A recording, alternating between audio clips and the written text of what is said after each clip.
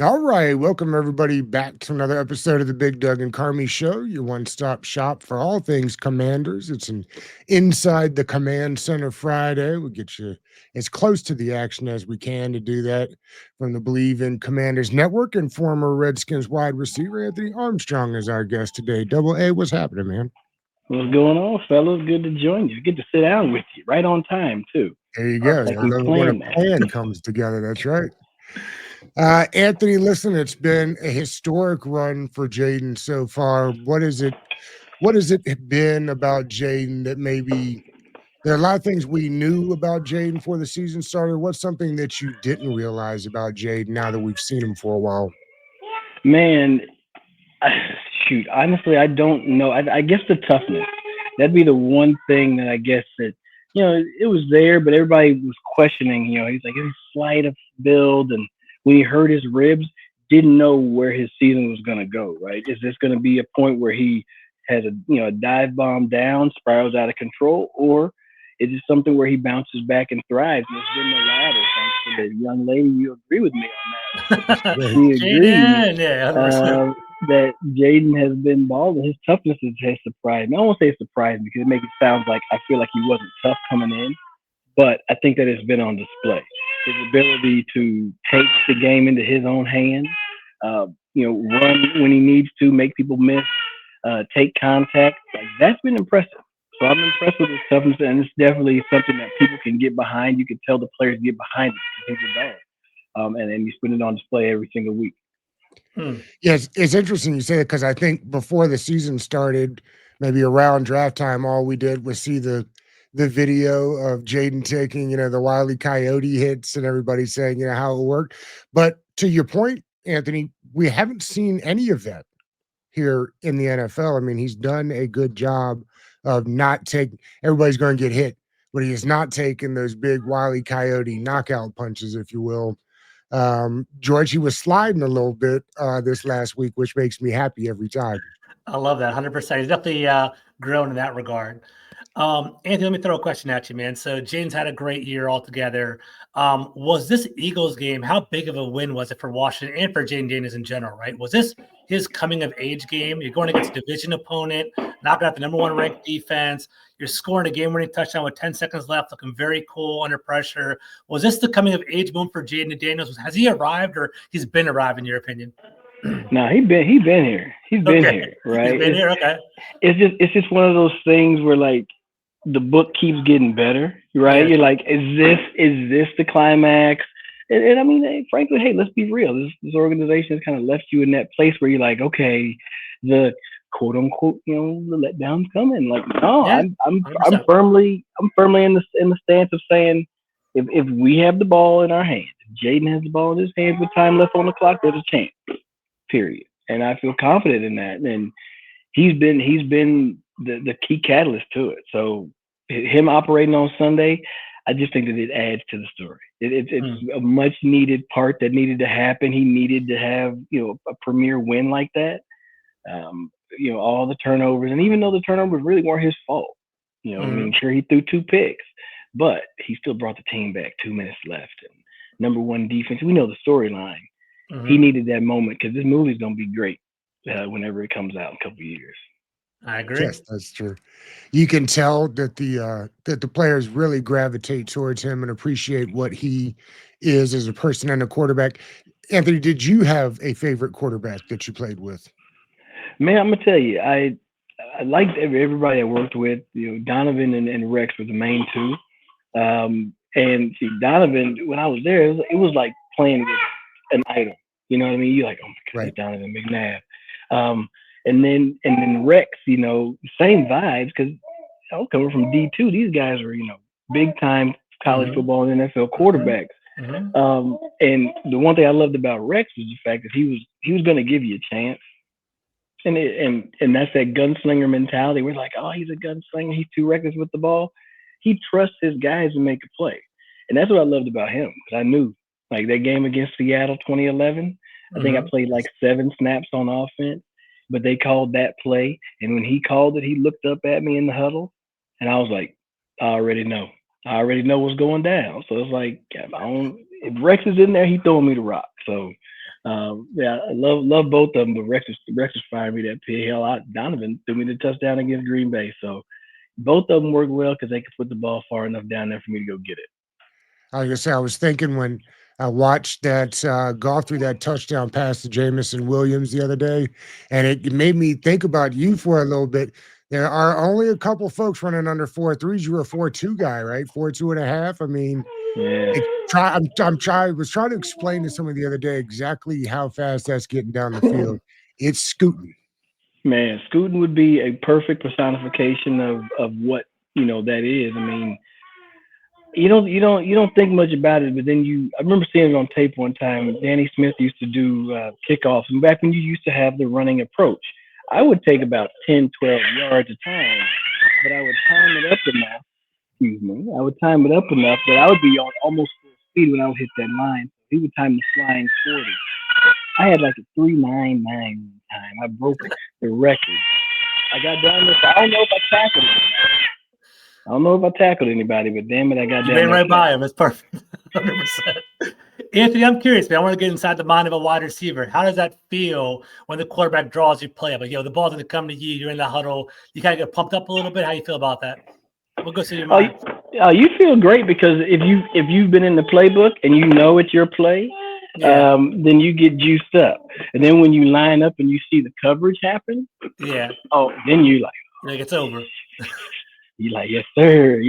So at that point you're really just hoping for the O line to hold up. You're hoping for the quarterback to do their job and to actually see it. And Mhm. if everything aligns, you're like, please connect. And then, hey, when it hits, it's like beautiful music. Oh, I'm so sorry. Poetry in motion, 100%, man.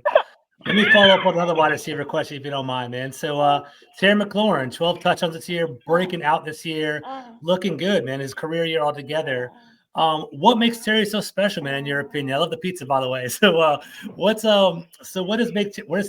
makes him so special in your opinion? He's not the biggest, he's not the strongest, not the fastest, but is that work ethic? Is it the route Yeah, running? What do you see in him as a wide receiver? he's relentless. He's Okay. relentless. Mhm. But the beautiful part of all those attributes, I mean, he does make every single catch that you want Mhm. down the field, across the middle, third down, fourth down against number one corner. He does everything. He does Mhm. everything that you want. He doesn't Mhm. complain. Mhm. That's the key. He doesn't complain. Like I told the other folks, he shouldn't stay. You look at the way things have gone for every other player, Mhm. other than maybe O line or quarterback. Mhm. You couldn't tell me any reason why he should have stayed when he resigned. Yeah, He Right. decided to 100%. stay. The dude's loyal. Like he's got some stuff to him that people aren't made of, and Mhm. so all that stuff is like he's having some success now, man. I gotta pat him on the back, but well, I think what makes him successful is that he is relentless, and he's not gonna get outworked. He came from Indiana too, right? Weren't you from Indiana as well, Anthony? Like, did you guys know each other through Yeah, high school or yeah. anything like that, or rivals at No, all? Okay. no. Oh, you're okay. She's okay. She's scared of stuff. It's No, all we actually. So I was born in Indy. She okay. grew up there, Okay. but So you I missed each grew up other. in. Okay. Ooh. It's all good. Yeah, there we go. We'll be fine. There you go. Working out. George, how quickly should they be giving him an extension? Immediately, man. Soon.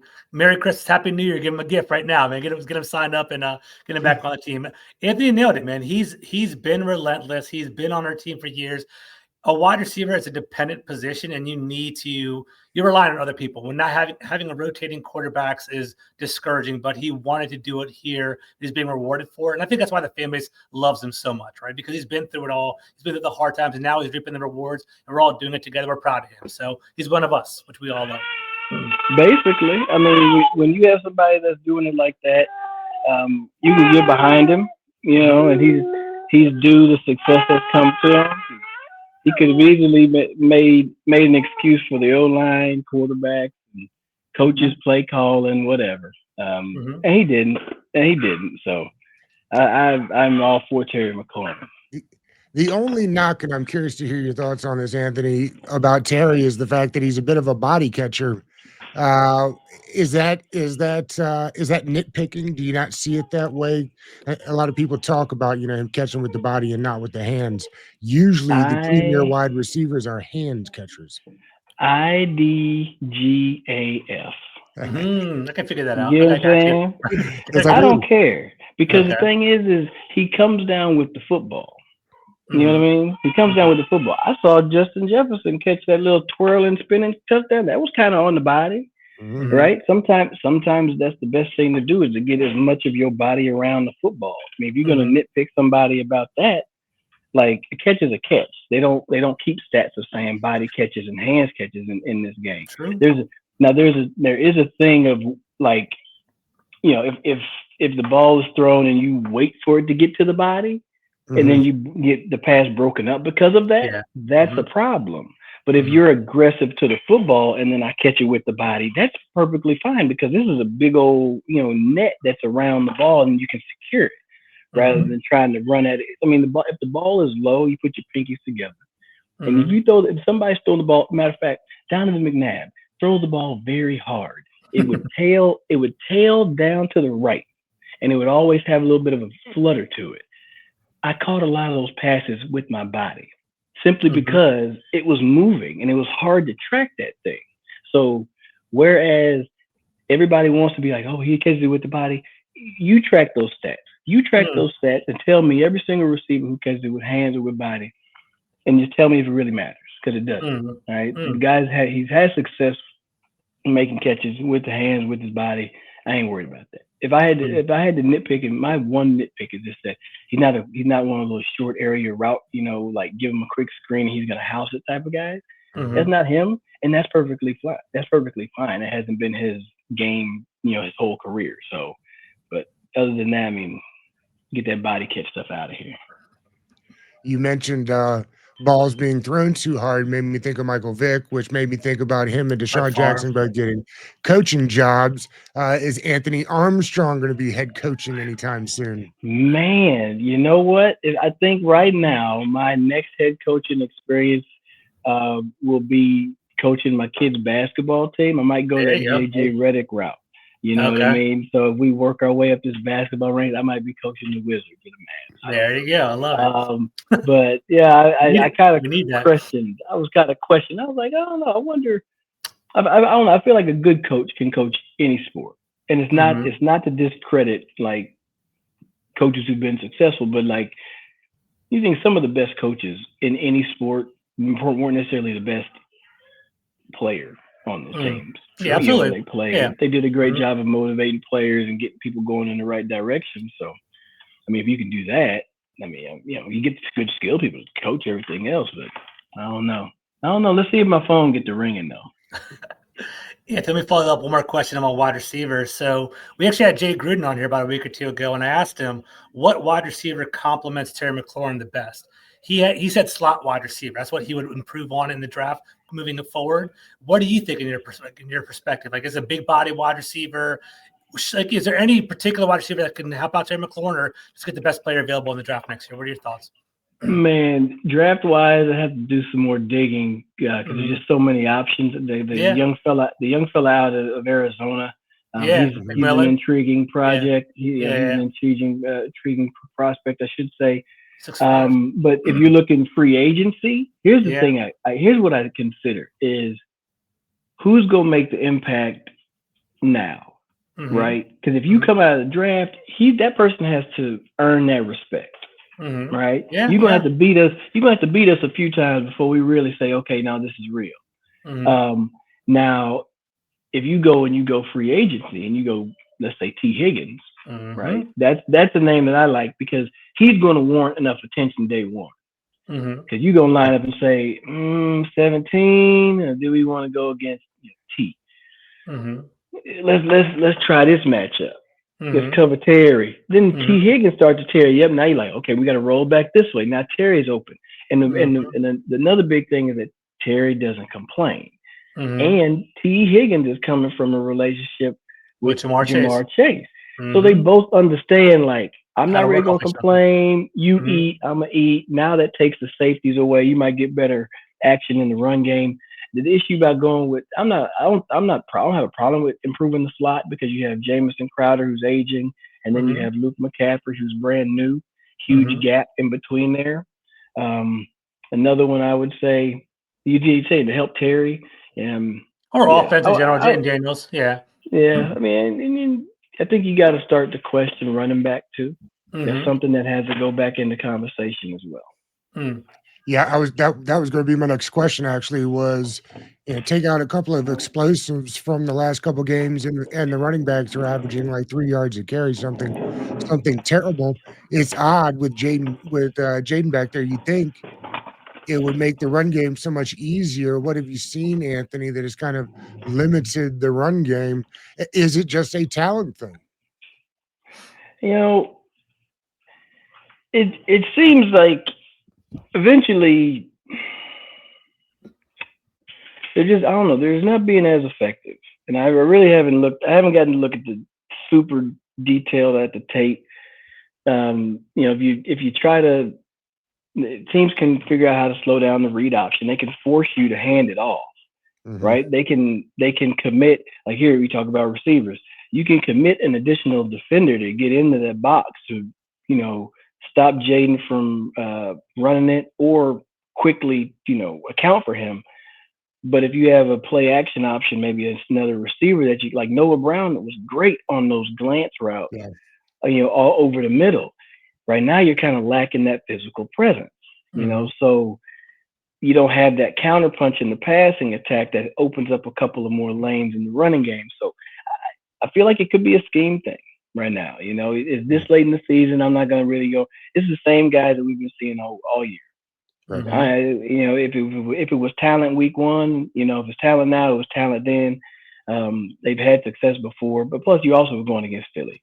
Let's be real. Like that's not a chump of an O line, so a D line, I should say. So right now, I think it's just you got to find the counterpunch, find somebody that's going to show up outside of Terry who can pick up for what Noah Brown was doing.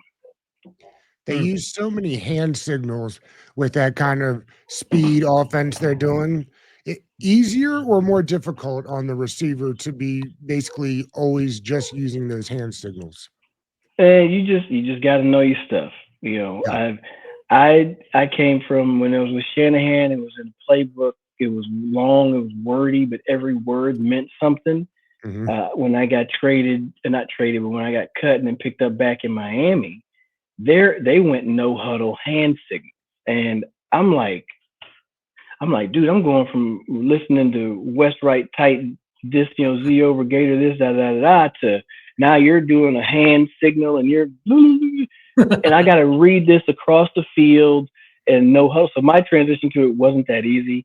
They've been doing it all year. So you just got to talk to each other. Communication is key right now. Do those hand signals change each week? If they come up with something, I mean, I think it's wise to come up with a few other options because people will pay attention. They've seen you a couple times a year. I mean, I think there's some gamesmanship too. I'm not going all Michigan and saying that people are filming or anything like that, but you got to think like eventually you see somebody do this or they do this, and then they realize, okay, well they did this and they ran a slant last time. They're gonna catch on to that stuff. I mean, that's how a game goes. So yeah, you can see some things change. Anthony, I'm curious about your thoughts on Marshawn Lattimore, man. I know he was a hot topic. He was a polarizing player with the trade. I love it. I think he's a dog in my opinion. Obviously his hamstring kind of popped up a little bit, last week, but I thought it was a great matchup with AJ Brown. Do you think he played well? Was he overmatched in your opinion, or was it a battle of two dogs going head to head? What was your opinion on that? Man, that was two dogs. That was two dogs right there. That's all you could have asked for. AJ Brown is one of those guys that you just hope you can contain him. That's right. 100%. You gotta think. Them first couple of plays, they tried that double move. Marshawn was all over that. If that would have been any of our other younger DBs, then that could have been a touchdown. Right? I agree. Marshawn played that beautifully. He got hosed on a couple of those pass interferences. Like I agree. Those I think that you need to let them play, especially that one where AJ had him pulled on his collar, 100%. Yeah, so like that should be something that you got to take that out of the mix. I mean, he still had a hell of a day, but that's what you're gonna get. Like to know that you at least can say, hey, you're gonna go handle him. He broke up passes when it was almost like that type of play. That's different. Nobody else is doing that. So I think he played well. Give him a A, whatever grade you want to give him. Sure, gave up yards, but that's what DBs do. But the great ones line back up again and they make a play Short on the memory. next one. So 100%. short memory. And Do you think I'm the upset he weather hurt. does the weather affect how quickly they bring players back? Like he's got the hamstring. Say it was just a crisp day, more likely to play than if it's raining, or that doesn't necessarily affect Shoot, the decision. I guess if you talking about like rain, weather, field conditions, I mean that's something to consider. But you got all the way up to 90 minutes before, Yeah. So if you're assuming and getting in preparation for Sunday, uh, he probably ain't working out, they ain't training not nan all week, no practice, no nothing, just treatment. He's good enough to study the tape and be able to line. And plus, he's played against Atlanta, so he knows these opponents, Yeah, it's which true. works out to our Yeah. benefit, right? You Mm-hmm. don't necessarily have to run him out there because he knows the opponent. I think Drake London was dealing with an injury too, so Yeah, I saw that too. so and I don't want to sit here and say that you don't need him. And then hell, then you look at the fact like Dallas has shut down CD Lamb. Yep. Okay, so now you're thinking, hey, can you win a couple of games without Marshawn? Let them rest up for the playoffs. Try to gear up. Mhm. So hey, maybe you sit him, but when you going back to your question, weather-wise, I don't think field conditions would be the one thing that would be in question. But hamstring, I just think, hey, he took a lot of time off, and then he had a big day. Had a hell of a matchup. Like that was not an easy matchup to go against AJ Brown, and they had to test him too. That's what I would have done. I would have tested him, play one. Let me see how you feeling. You ain't played in a month. That's a hell of a matchup when you haven't played in a month. Did you ever have an injury that lingered like that? It's got to be frustrating. Man, I had hamstrings, and the thing is, I know that they take, they take their time to get to heal back up. I'm not a doctor, so I'm gonna make my disclosure, but I am a personal trainer. Been doing that for a long time. But I do remember this when I did. I was using one of Santana's doctors. You talk about the way the muscle works out. You get in the biology lesson here, folks. You have muscle, and on top of that, you have this thin layer of fascia. Okay, that's below the skin. So whenever you pull a muscle, you can also pull and tear that fascia. Well, the fascia is kind of like your shirt. When it heals up, it can heal up into a wrinkled mass like this. So when you think you're pulling your hamstring, you may be tearing the fascia again. Those adhesions may be loosening up. And I'm not saying that that's what he has. There's a very good chance he may still have a little bit of lingering injury going on deep in that hamstring and aggravated it. But having gone through those hamstrings, I understand the way the muscles are. You got fascia on top, so it could just be a lingering thing that affects him. At some point, it's going to say, "Hey, are you able to play through it or not?" But I think he'll be ready whenever the biggest matchups happen. You'll be able to have 23 out there. Is that in the end what this is a pain tolerance thing rather to it like making it worse? Or I mean, I know you're not there to know that, but I'm just curious what's more likely, it's a pain tolerance issue or they're really worried about it getting I worse. wouldn't. I don't want to say pain tolerance because I knew like when I pulled my hamstring and Mike Shanahan asked me, "Hey, can you go?" And I'm like, "Not at what you need me to do. Like, Right. you know what I'm saying? 4.2 guy. I need to be able to run 4.2. I can't be out there running 4.8. Like that's not the same effect. So Yeah. if you're not going to be effective, then hey, take some time. But Yeah. hamstrings are tricky. Hamstrings are tricky, and you just want to make sure that you give them the time and the credence that they deserve. All right, Anthony, we wrap these things up with a little over under. I've got Underdog Fantasy pulled up. We'll talk a little numbers here. They've currently got Jayden Daniels at 220 and a half passing yards. You'll go over or under on that number.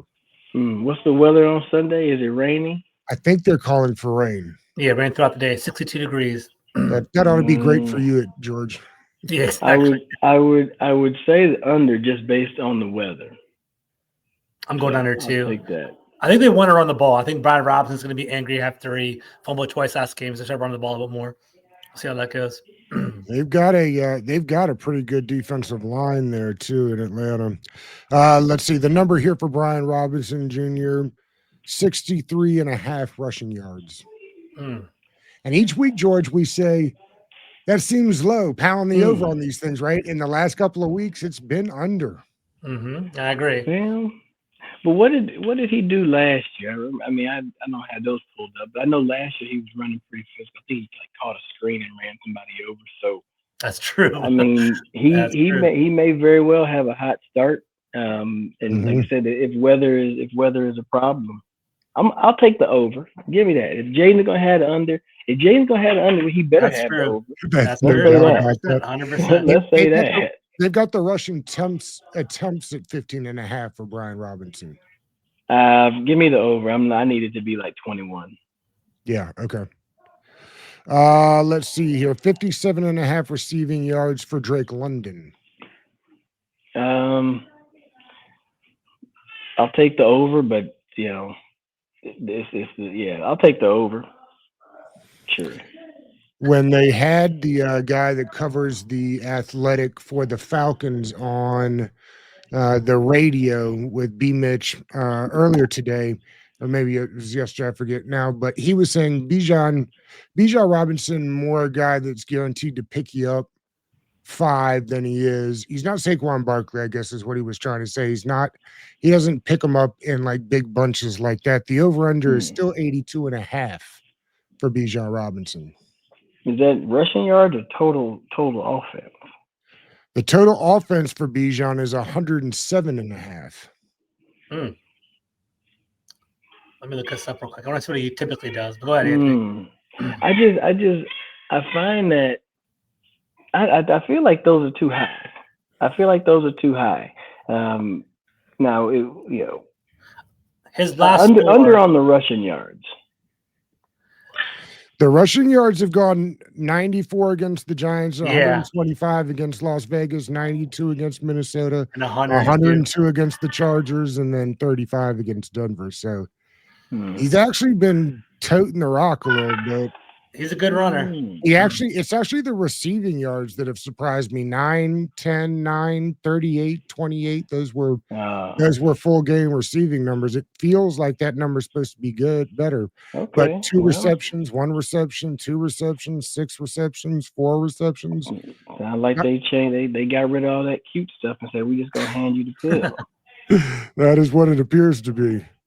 Yeah, they have the rushing attempts for Bijan at 18.5. Okay, now what was the yards again? No, I'm probably gonna take this over there. 107.5 is rushing and receiving. 82.5 for just the rushing. Yeah, give me the over on the rushing. Yeah. I think you're right on that. Big deal to get Jonathan Allen back in some sense or fashion, Anthony. That'd be nice. It'd be nice to have that addition, especially with the recent history against the run.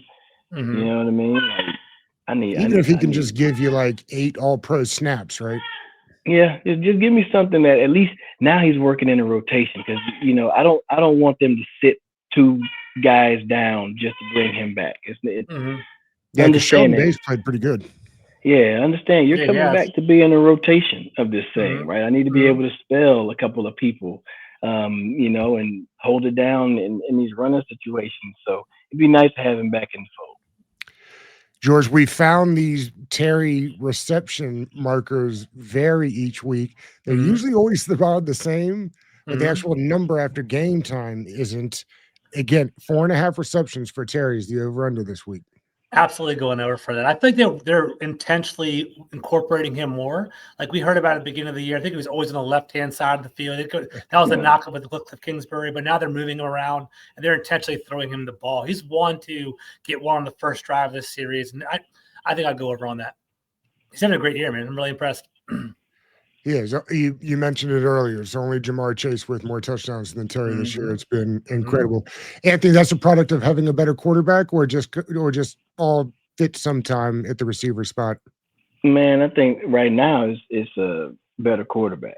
I mean, let's be real. I mean, he's had a wide array of coordinators, but the one thing that's really impressive is that he's so efficient, man. The dude ain't got but like 82 targets or something like that on the year. 100%. There's so many other receivers that have more targets or a few over 100 targets on the season. And yet he's still having the production that he is. So to know that those numbers could go up, but the thing is, they're not just forcing it to him just to throw it his way. They are being smart about it. I do applaud Cliff and that offense for finding new ways to get him the ball, especially early. Like even if it's just in the screen game. Yes, and that's the thing. I love that about playing receiver, especially when you're a guy that ain't complaining. Hey, let me get started early. Just let me get a couple right quick. You know what I mean? Got to feel the ball. Got to get hit. You know what I mean? See what the defense is doing, and then now we can roll. Don't just wait for third down to throw me a rock. I appreciate the trust in the clutch, but let me get a couple on first. Let me get a couple of these easy ones first, coach. Shoot. Anthony, one last question for me, at least. I think it's super important for them to keep Cliff Kingsbury. I think it's important to kind of grow that together with Jayden Daniels. Obviously, I think he might be a hot button name. Maybe I'm hearing him linked to the Bears potentially this offseason. Would it be a big loss if Cliff Kingsbury goes somewhere else and has a new offensive coordinator for Jayden Daniels, in your opinion? Man, you know what? I think the type of guy that Jayden Daniels has shown to be is that it'd be more of a, I'm going to show you that I'm going to be successful. So as many folks are going to say, oh, well, it was the coordinator. He can be like, I'm going to show you.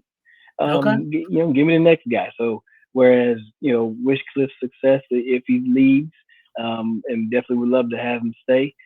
But I don't think it's going to stop this train from going forward. Okay. All right, Anthony, what's the key to getting a victory Sunday night? Man, the key to getting the victory, you got to, on defense, confuse Michael Penix. Just slow his processing down. Were you surprised they waited so long to make the move to him? No, and funny enough, I went back and listened to me and Brian's episode of the schedule release, and I asked him. I said, "Do you think you're going to see Michael Penix?" And he said it could be either because Kirk is just stunk it up, or they've ran away with the division, and it's been the former. So, kind of surprised, but they kind of had to wait. But I guess somebody got in there and said, "Hey, look, we got a chance to make the playoffs. Let's not just go down, get a bad, quote unquote, bad draft pick position." And just because we're trying to, we got a chance to get in the playoffs. I like that decision, but it's I guess it takes a little bit of the pizzazz off of the return to DC. But now you get two rookie quarterbacks going at it. Yeah, 100%. What do you think the final score looks like? Oh man, shoot, let's say the offense is still rolling. Let me get like 34, 35 or something with the offense. That's probably got a defensive touchdown in there somewhere. Damn. Okay. Yeah. Give me what, 20? I'll say they can get 21. 35-21. Washington makes it happen. From a playing standpoint, does the rain alter like the height of the thing? Yeah, I forgot used about to think you had rain and it'd be like a 21-17 game, but it feels like you could still put up points in the rain these days. Yeah, I guess. I mean, if it's raining during the game, then I would need to lower my score. But if it has rained, but then it's still like it's just yucky out there, but not necessarily raining actively, you can still get active. You can still score some points because the defense can fall too. Shoot. Worse to play in rain or snow? Worse to play in rain. If it's gonna be wet, just go ahead and freeze it. Go ahead and freeze it. At least it won't be wet. And usually, if it's raining, you're gonna be wet and cold. Yeah. That's the worst combination. Just go ahead and freeze it. At least it's a fluffy snowball. It's pretty, at least, right? At least, yeah. Anthony, we appreciate it always when you stop by. I hope you're having the best of holidays and all the great New Years and all the things. So, when you remind the folks when your podcast drops? Man, podcast drops. I'm actually gonna put one out today. We don't have a set schedule, but I try to give you a couple of weeks on all your streaming platforms and on YouTube as well. So if you want to watch, go look at it. It's out there. I appreciate you, my friend. All right, Anthony. Appreciate y'all. Y'all be good. Peace.